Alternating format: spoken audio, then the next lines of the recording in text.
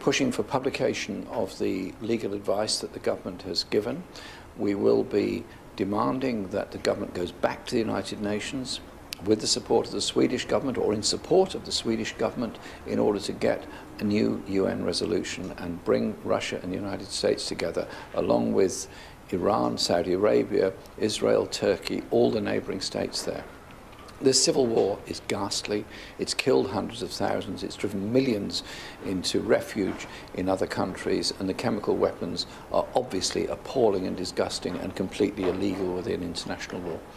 Can I just ask you to explain your concern about the legality of what's happened, and what do you think the consequences might be? Well, the consequences of any country taking unilateral and action that has no legal basis are that it's an encouragement for others to do exactly the same, and reduces our ability to complain when others do that.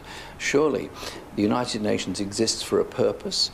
If the Security Council was unable to come to agreement this week, as it obviously wasn't because the United States and Russia couldn't agree on anything, then surely the role of another country, us for example, is to be an honest broker and try and bring them together. This war cannot go on.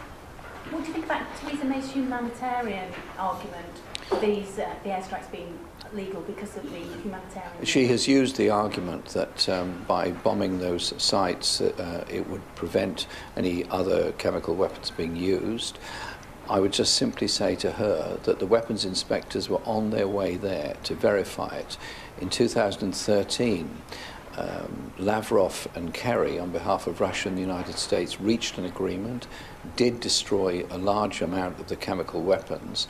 There is precedent that this process can work, and surely it would have been better to do that than start bombing, and goodness knows what the consequences of that bombing could be. I'm glad that no service personnel were killed or injured during this. We don't know if there were any civilian or other casualties as yet. And can I just ask you, why do you think the bombing was illegal? You could only do it under the basis of self-defence if there was a direct threat to us, and there wasn't. Mr. Corbyn, no, there's not. No, this is all clear. Thank you.